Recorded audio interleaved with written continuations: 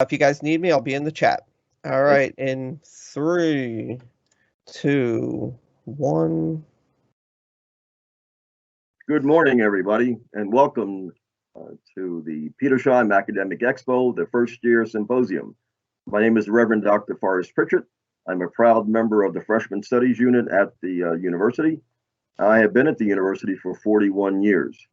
So this particular project is very close to my heart, only because Seton Hall was the third institution that I was employed by, and that starting in 1969. And many of the ways in which we approach the higher education learning experience really have differed as we have moved forward throughout the various decades.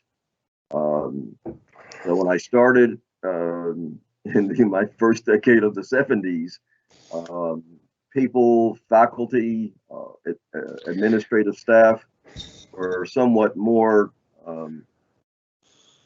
clustered around their own job descriptions. And the only issues that may have pulled any of us out of our comfort zones may have been the issues of integration. Then as we moved through the 80s and the 90s and any tumultuous events that would have rocked the higher education world, we became gradually a little bit more conscientious about what it takes to retain students.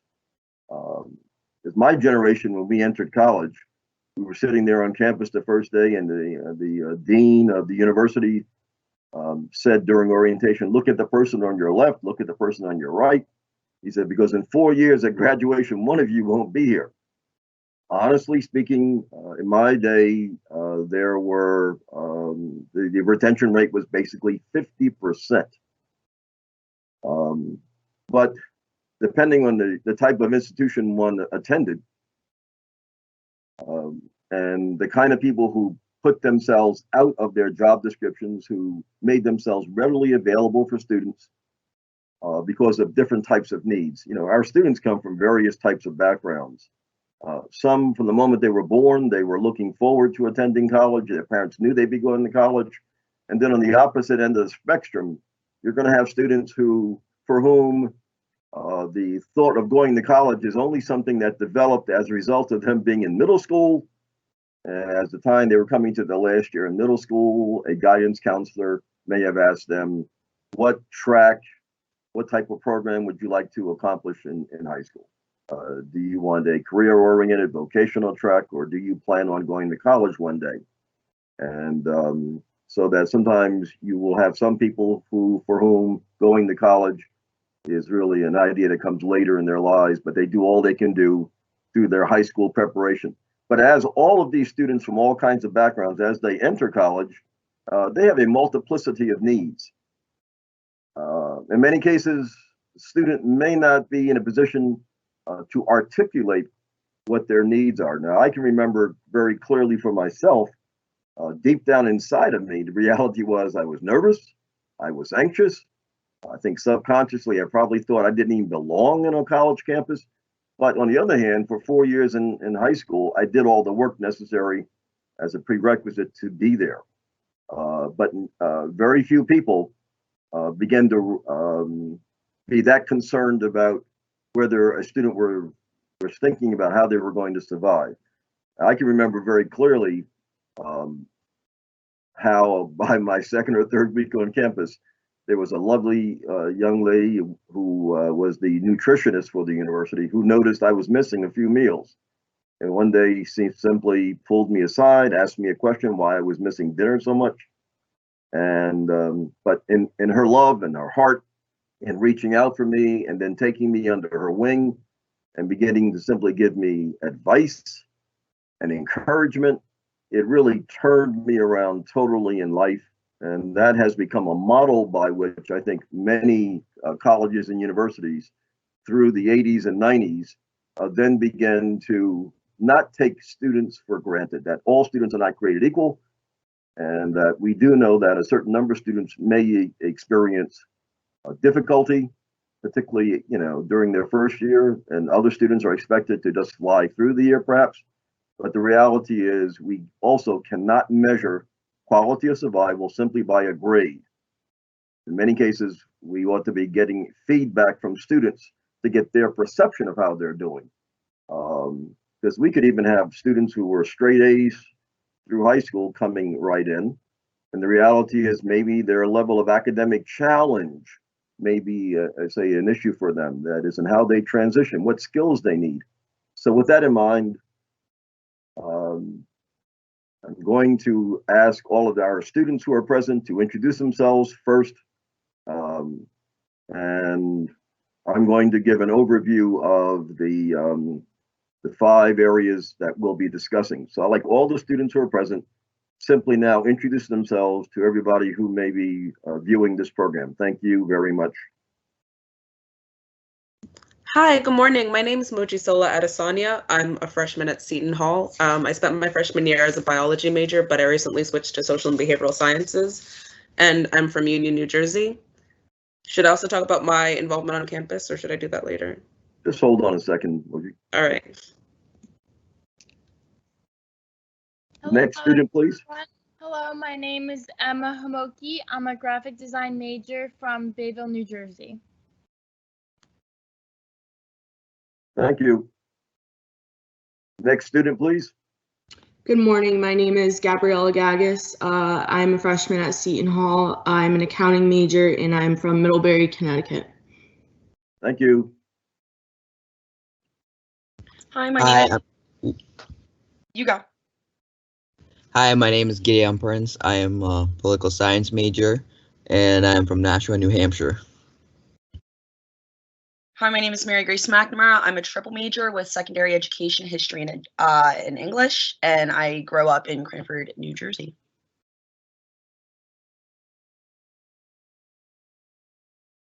Are there any other students there? If not, I'm going to now mention the 5 areas for our discussion, and then we will proceed to get some feedback from our students. And I would like to remind anyone who is watching our program and sharing with us, should you have a question for any specific student, please use the chat function, identify the student by name so that that student can then respond directly back to you. If for any reason, as we leave our program, if any of you have any additional questions, please direct an email to myself, and that is Forrest with 2 R's .Pritchett @shu.edu. Thank you so much. So at Indiana University, a number of decades ago, researchers began to, as they focused on perhaps an alternative way of looking at how to evaluate the quality of an educational experience at a college or university. Rather than the traditional markers of, for example, what percentage of the faculty have doctorates, how many books are in the library, and so forth, they came up with 5 additional benchmarks or measures of quality that really mark more substantially, in a qualitative sense, the nature of the environment for students, and focusing particularly on the first-year experience. When their study was initially launched as a longitudinal approach to their research, they then returned to the same colleges again with the data, their assessment devices, and asked students when they were then in their junior year. So they built up a longitudinal base based upon a first-year experience, and then a third-year experience for which they could then do their comparison. So that's, in a sense, our research paradigm as we move forward. The 5 areas that we'll be looking at today are, and I will mention the areas and then go into a description of each one of them. The level of academic challenge. Number 2, student interactions with faculty members. Number 3, academic and collaborative learning. Number 4, enriching educational experiences. And number 5, a supportive campus environment.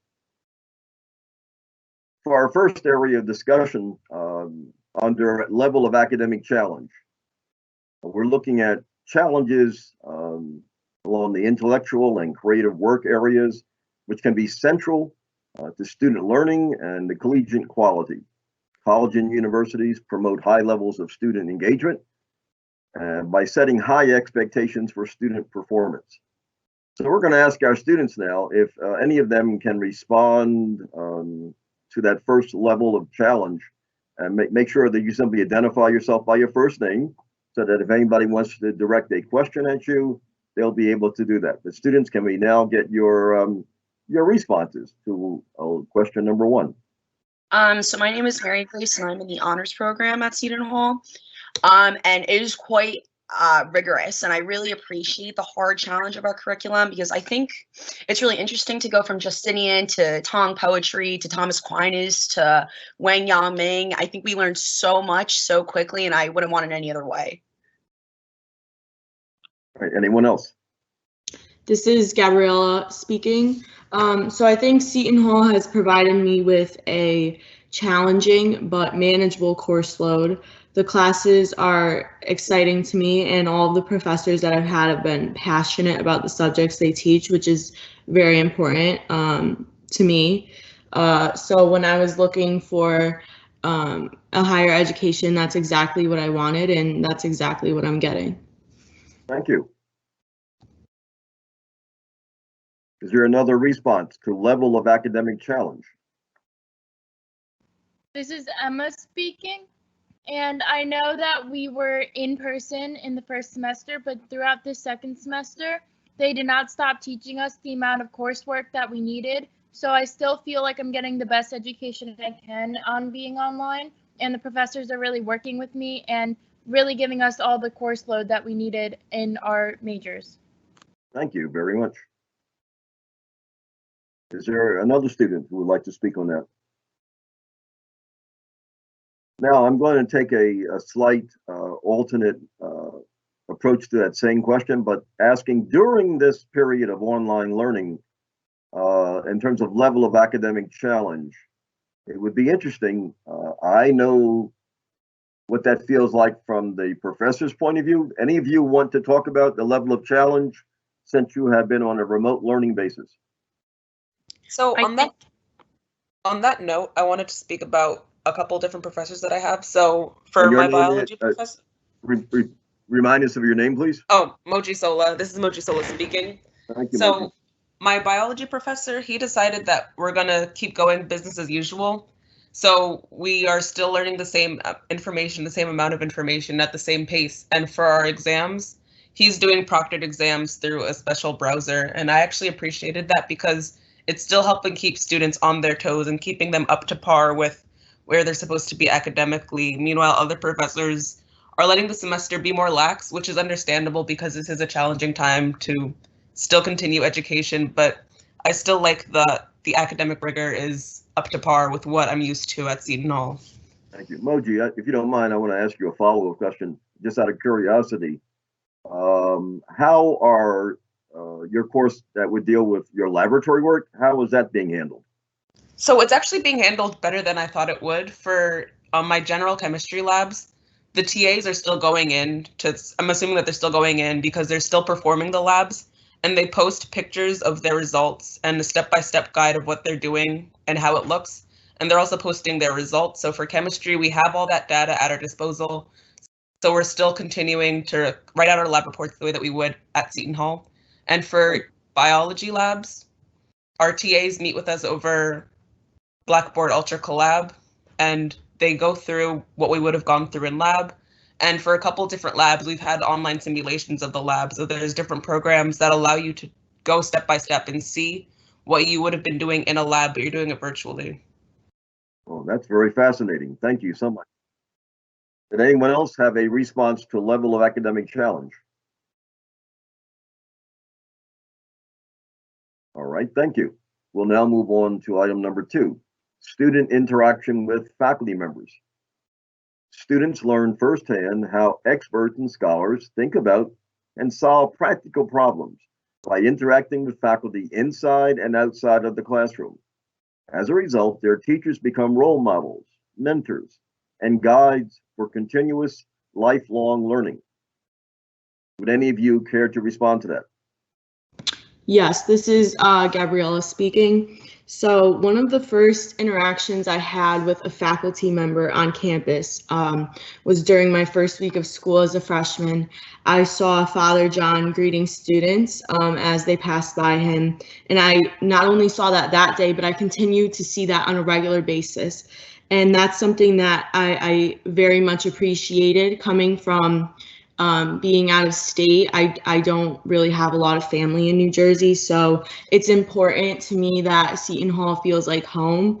And by Father John doing this, it shows that he treats all the students like his own family. He cares about them, asks how they're doing on a regular basis. So that's something that kind of stuck with me, that interaction with him. And I think that a lot of other faculty members are the same way. They're very friendly, they're outgoing, and they're willing to help you not only in the classroom, but outside of it as well. Thank you. And where is your hometown? My hometown is in Middlebury, Connecticut. Thank you very much. Is there another response to student interactions? Hi, yeah, I have another response with my interactions with faculty. It And was your so name we all know that, is? and my name is Moji Sola again. Sorry about that. So Seton Hall is a relatively small college campus when compared to others. And coming in, I was expecting like, small class sizes and better interactions with faculty. And being a science major, some of our general classes are a larger size. So my chemistry class, my first semester was about 150 students. And one day I walked up to my professor after class to ask him a question, and he was like, "Hello, Moji," and I was kind of surprised. I was like, wow, out of 150 students, you know my name. And I thought that was really nice, and it really helped make an impression on me of what Seton Hall is, because it shows that the faculty really take time to get to know you. And especially in this time with COVID and everything happening, my professors still reach out to everybody. They're like, "Hello, class, like, how are you doing?" And it's just that extra step that makes interacting with faculty a lot more human. Thank you very much. Is there another student response to item number 2? This is Emma.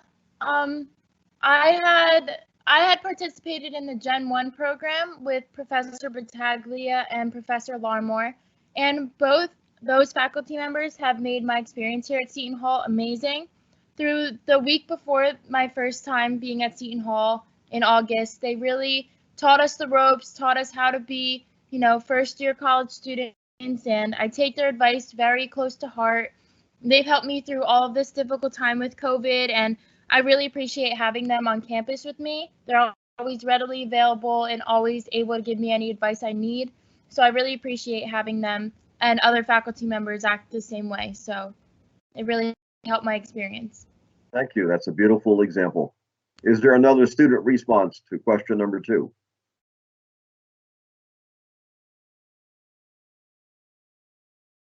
If not, we will move on to our third area, active and collaborative learning. Students learn more when they are intensely involved in their education and are asked to think about and apply what they are learning in different settings. Collaborating with others in solving problems or mastering difficult material prepares students to deal with the messy, unscripted problems that they may encounter daily, both during and after college. Any student responses to this area, please? Hi, this is Moji Sola again. So I'm part of the Buccino Leadership Institute at Seton Hall, and collaborative learning is a big part of what we do. So in our second semester, freshmen have what we call interdisciplinary teams. And the whole point of this project is collaborative learning. So my interdisciplinary team tackled the topic of improving our admissions process for the program. And it really does, it's really practical learning, because we had to do research into how other institutions conduct their admissions and how to apply that to what we do to help make what we do different and make it stand out from other colleges' admissions. And it really gives you perspective into how people actually work, because you often have to deal with people that have different opinions, different mindsets, different worldviews, and it all comes together for a project, and it works out. That sounds great. Okay, is there another student response? This is Emma speaking. About learning and applying it to other things. I've been in a few art classes now as a graphic design major, and what I learn in one class, let's say my watercolor class, I'll be able to apply that knowledge to my graphic design class. And I just feel I've been going back and forth and learning a lot of different things that help me in all my subjects that I'm taking here at Seton Hall. So that's something really great that I've noticed. Okay. Anyone else? I was curious about the Buccino Leadership Institute. Once that study was done, what recommendations did you all make to the leaders of the program?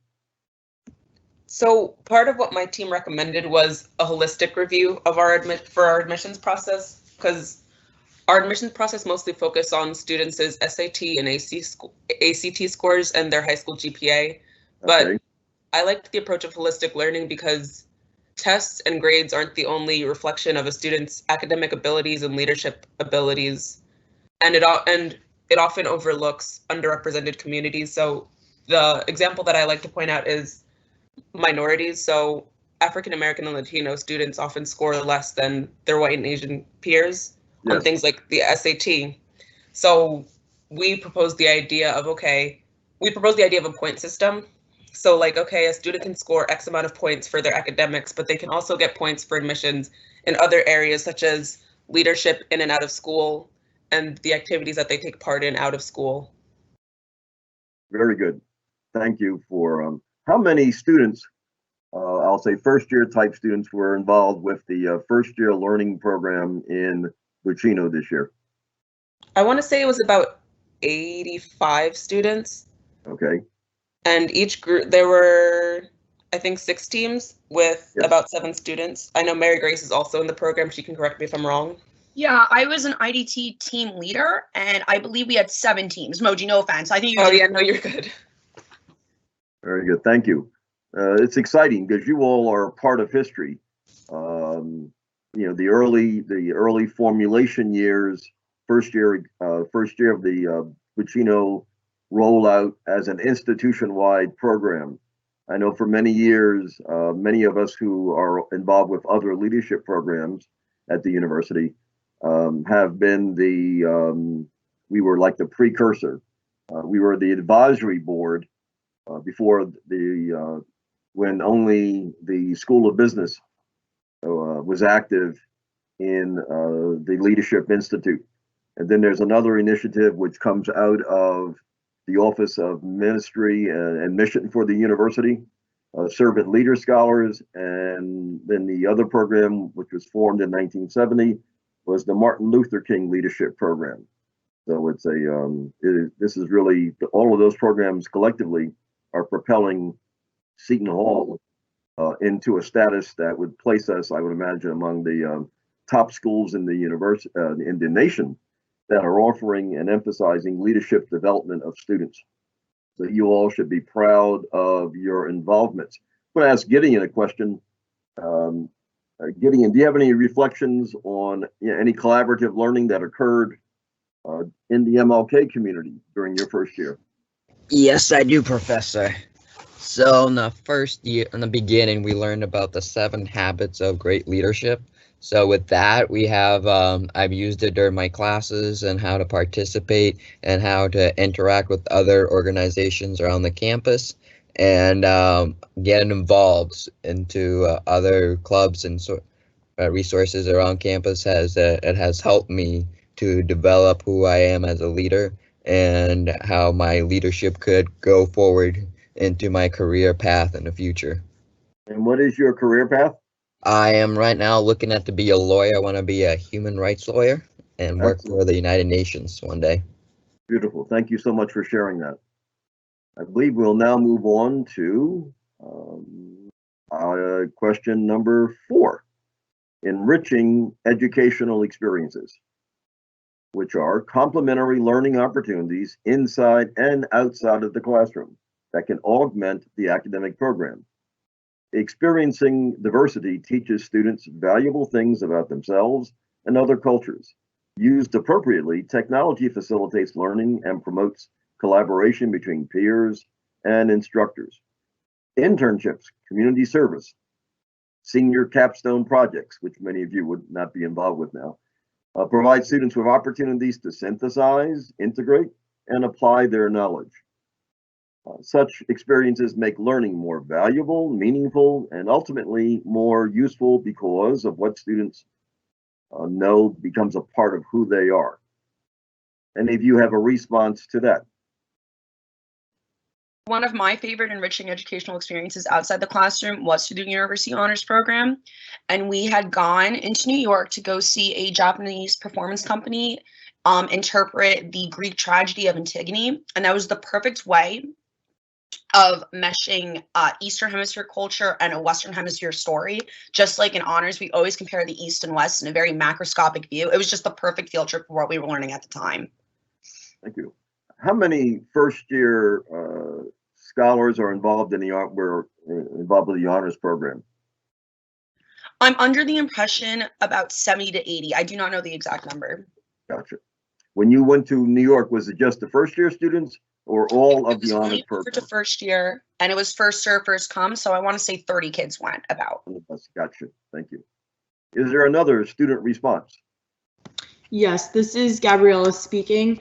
So something that I think is great at Seton Hall is that whatever you're interested in, there's something for you always. So I think a lot of the educational experiences come from attending events such as, when speakers come to visit on campus, attending the career fair. Those kind of opportunities are something that not every university provides to their students. So that's why I think that is so unique and special, is that there's endless opportunities. You just have to seek them out and attend them. And I think they teach you a lot, stuff that you may not be able to find anywhere else. Thank you. Is there another student response to enriching educational experiences?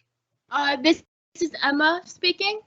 Yes. Throughout campus, there has been a lot of clubs and activities you could be involved in. For me, I'm in a graphic design club, which relates to my major, and those students have helped me learn a lot about what I'm learning of and, making things for my portfolio. They've helped me so much in my program. And there's so many other programs kids can get involved in on this campus that really helps enrich my educational experiences. Thank you. Do we have a response from anyone else? If not, we'll move on to our fifth area, supportive campus environment.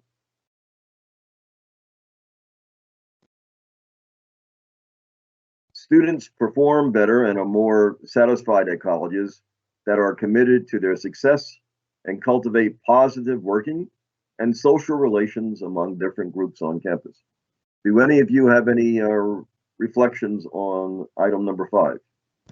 Yes, this is Gabriella speaking. So a couple months ago, I had a friend sit down and talk to me, and she was telling me how one of her biggest fears when graduating college is not being prepared for the real adult world. And I told her, I had a chat with her. I said, if you seek out everything that Seton Hall has to offer you, you will have nothing to worry about at all. Seton Hall is very supportive. For example, the Career Center is there for you for your career goals and career plans. The Academic Resource Center is there for you when you need help with your tutoring, with your studying, as well as tutors in residence. Campus Ministry is there for you for your for anything, but also for your faith needs. And Freshman Studies is there to help make a transition from high school to college easier. And then lastly, I think CAPS is there for you for those who need help, with their mental health. And I think that all of those resources, among others, are something that makes Seton Hall so supportive and makes students perform better, and they're more satisfied with their college experience. And I think that this type of support is something that I've never seen before. I didn't have this type of support in high school, so this was very exciting and important to me, and I hope it continues to remain this way. Thank you. Is there another response to that? Hi, this is Hi, Mary. this is Okay. this is Moji Sola, and I also have a response for this. So I received a lot of support from Seton Hall's campus, and honestly, like coming into college as a high school student, I never expected a college campus to have this much support. And a great example of this is the fact that my first semester freshman year, I helped start a club on campus. And I don't think that that's something that could have been done without an immense amount of support, not only from faculty, but from other students. Like I just happened to find a group of sophomore girls that had an idea for a club for minorities in STEM. And I came into college wanting to make a club like this. And so with their help, we were able to create the Minority Association of STEM Collegians. Excellent. I think there's another response from someone. Hi, yes. As much as I love Seton Hall, my one complaint about this support on campus is it takes you like 4 different email addresses to find the right person that you need, even if you go through the website and like look up who you need. However, once you find the contact you need, I feel like they're quick to respond and they're quick to direct you to where you need. It's just, I feel like if I want to accomplish something in a day and need a support of a faculty, it actually takes me a week to find that proper faculty. And who was that speaking? That was Mary Grace. And Mary, what was the nature of the problem that you needed assistance with? I had big suite mate drama this year. Housing was hard this year with my suite mate. Okay. And when you said you needed to look up emails for different, what were you attempting to do at that point? I needed help in where I could move to. Basically, I wanted to leave my room. But when I went to the people I was supposed to go to, they would refer me to someone else, and I would have to set up a meeting with that person, and that person would refer me to someone else. But I did follow the chain of command, and I did what I was supposed to do. But it just took way longer than I had thought it would. All right. Yeah. Unlike getting instant food, so to speak. Right. at Exactly. a fast food place. But thank you for sharing the detail of that. And that's exactly the kind of feedback that we appreciate during a symposium like this, because it points the way for those who are listening and taking notes. It points the way for things for them to look at as a follow-up to this presentation. Did someone else have a response? I do, Professor. CAPS. I feel like with CAPS, you have to wait a certain amount of time in order to see someone and talk to someone. So I feel like that's a huge problem that we have. Gideon, give us some idea of how much time, give us, how much time did it take? It's a waiting list, so it depends on how many people are there. So it could be up to 2 weeks to 3 weeks or a month. You can in order to see a counselor there. So it's one of those problems that I found on campus that really needs to be addressed at one point in time.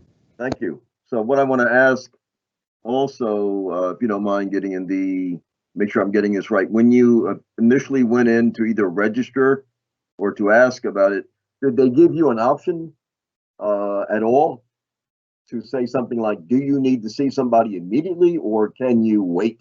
I'm just curious.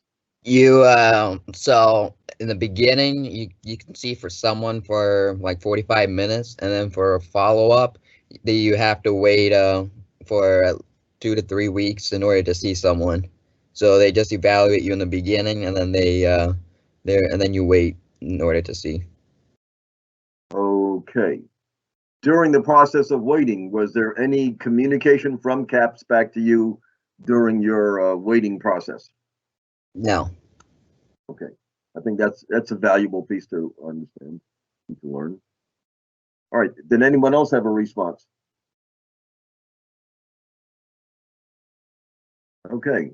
Now I'm just going to ask some general kinds of questions for all of you to interact with.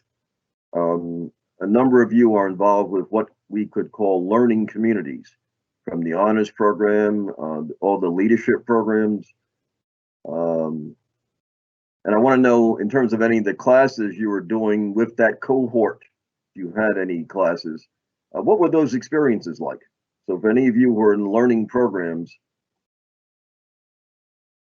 I think a good Yeah. example, I'm sorry, this is Mary Grace. In addition to honors, I am in the Leadership Institute. And without that, I would not have met Moji. And look at this, like together we're on this little conference call together. And I think that is so cool about Seton Hall, just being in this learning cohort, you know who you know. And then you can meet up later and totally just click. Very good. Thank you.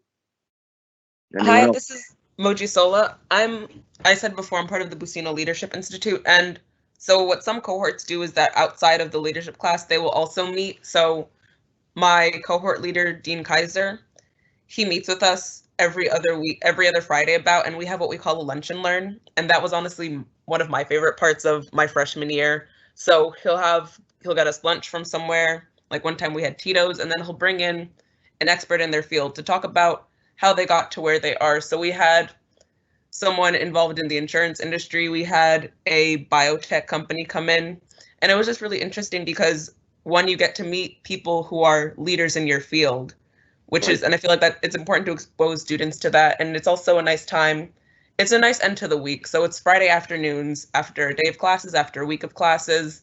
You just come together with about 30 other students and you guys have a nice lunch and you can congregate and meet and talk and while continuing to learn and improve at what you're doing.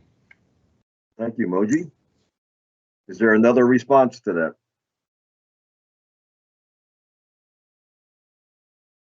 Okay. Did any of you take part in the Journey of Transformation learning projects? That is community service. I'm just curious about that. And did any of you sign up for that option during your first year?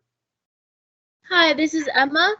I did the Service on Saturday trip, and we went to Liberty State Park to clean up the park, rake leaves, pull out weeds, plant new plants so that anyone driving by can see how beautiful it was.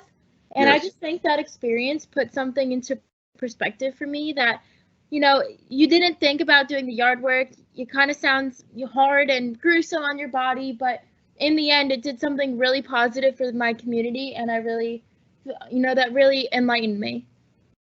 How many people attended that particular project? And how long was it? My project was about 3.5 hours, and I believe there was, 30 to 40 people on our trip. Yes. Okay. Thank you very much. Yep. Anybody else want to talk about any volunteer activities that your organization or learning community was involved with?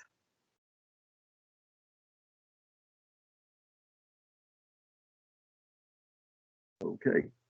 Did any of you have an opportunity to do any one-on-one type of work with a faculty member in any capacity at all, in class work, out of class work?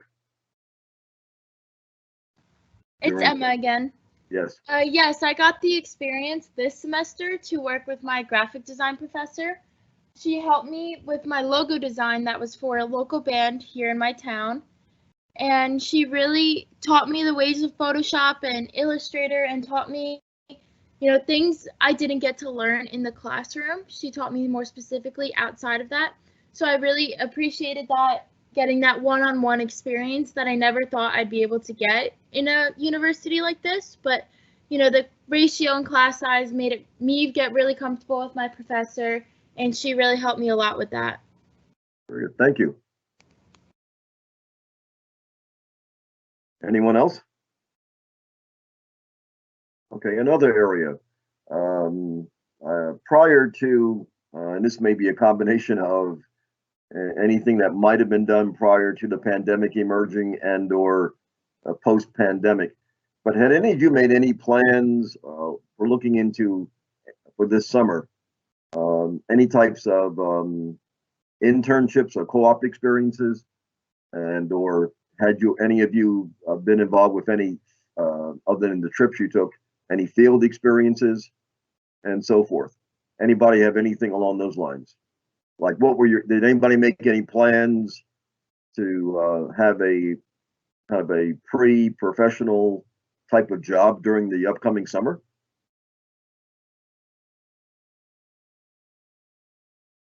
I guess not. Okay. Now that you've been at the university as we are coming down the home stretch of your first year, have any of you've been exposed to the university's multiplicity of study abroad programs. Are any of you planning on including potentially study abroad? And if so, if you have a kind of a general idea of what you have in mind, could you share that with us now, please? Hi, this is Moji Sola. I know that in previous years, Dean Kaiser's done a service learning trip to, I think, Ireland. So I'm really interested in going on whatever kind of service learning trip he'll do while I'm at Seton Hall. So, because I want to take advantage of the opportunity to study abroad. Thank you very much. Hi, I this might is add Gideon that, speaking. go right ahead, sir. I'm going to do a study abroad for my Arabic class to Morocco and then to Spain over my junior year. Oh, that's good planning, Gideon. And Yeah. how did you learn about those particular opportunities? So right now I am learning Arabic for my language for my political science department. Okay. And with my professor, Yusuf Yacobi, he is the department chair. And we've been talking about this throughout the course, and we're trying to get our study abroad to Morocco and then to Spain for a week because it hasn't happened in the past few years. And he really wants it to happen, and it's really interesting to learn about their culture because right here in America, just in the classroom, we're just reading about in the books about their culture, not experiencing it. Yes. So it'd be really great to do that. Thank you for sharing. Is there anyone else who has considered, based upon your exposure at the university and all of the study abroad programs that normally we would be doing, anybody have any thoughts about projecting for the future your involvement with study abroad? This is Emma speaking. And this year I wanted to study abroad in the summer and go to France. Unfortunately, that can't happen. But I do plan on, postponing that until maybe my sophomore year summer or my junior year summer. Yes. Paris and France really has a lot of art there, and I really want to study some art classes over there. Well, that's excellent. That's just the way to do it, is beginning to plan the activity now. It's one of those 7 habits of highly effective people, being proactive about your development learning plan. Exactly. Anyone else have a thought on study abroad? All right, one of my last questions for all of you would involve, I'm just curious, in your particular major or your learning community, are you aware of what would be called senior capstone experiences, whether it's a course, a senior project or thesis, or an examination or portfolio? I'm just curious about if you know, now that you've started the year, do you know what some of the end learning scenarios look like? Anybody have any exposure to that?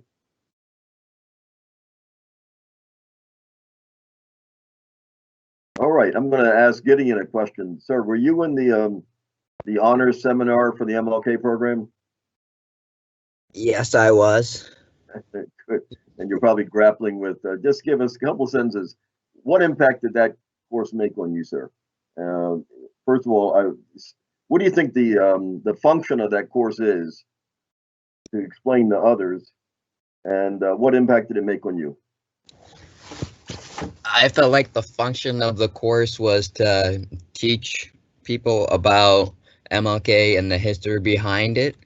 And for the impact it had on me, I learned different areas like healthcare and how most minority people are not in the right place with the healthcare situation and are not meeting, they are basically underprivileged, I'm trying to say. And so it's just another field that I did not understand, and I've been looking into lately since coronavirus happened, and how more Black and minority people are affected by it than other groups in America. Thank you for sharing that, Gideon. One final question for all of you, just to think about. What kind of lessons are you all learning from this pandemic? I know earlier, before we started, I talked about all of in my life span, the 4 or 5 different times America went through major crises that caused the country to be shocked or shut down. Do you all have any reflections on what you're learning from living through a pandemic? Yes, this is Gabriella speaking. So I think one of the most important takeaways from this whole pandemic is to never take anything for granted, because one day you'll be at college, and going to class and enjoying your time there with your friends, and then the next day you realize you have to pack everything up and go home because there's a health crisis going on. I think that also we have to be grateful for the technology that we have, and basically appreciate that while we aren't able to be all together right now at Seton Hall, we still are that united community, even through an internet-based learning program. Very good. This is Mary Grace. After my entire household got coronavirus, including my grandmother, I learned to take every day as a blessing. I know that's such a weird thing for a 19-year-old to say, but I really, truly counted my blessings ever since that whole sweep in my house. And what geographical area do you live in? Central Jersey. I'm 20 minutes from Seton Hall's campus. Very good. Thank you. And indeed, this metropolitan region between New York, Connecticut, Jersey, and parts of Pennsylvania, we are literally a metropolitan cluster. And I believe there's unique collaboration going on now between the governors of those 4 states. Anybody else have a object lessons you're learning from the pandemic environment episode? This is Emma speaking. Yes, Emma. I've learned to appreciate the little things in life. We don't really get to sit around, look outside, and be with our families as much as we used to. Everything is just so fast paced, and I feel that time has been slowing down, and it's giving us time to reflect on things. So although we're not together right now, we will be soon, but right now we just need to take it day by day and step by step. So that's something I've been learning a lot. Thank you. Is there another response to lessons that we're learning from living through a pandemic? One day, you all will be the leaders in your various professions, maybe leaders of the nation, or leaders of clubs, and just wondering what you're learning from this.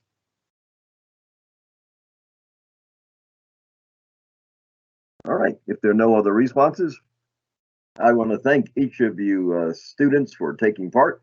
I want to thank everybody who took time to attend our virtual first year experience symposium this year.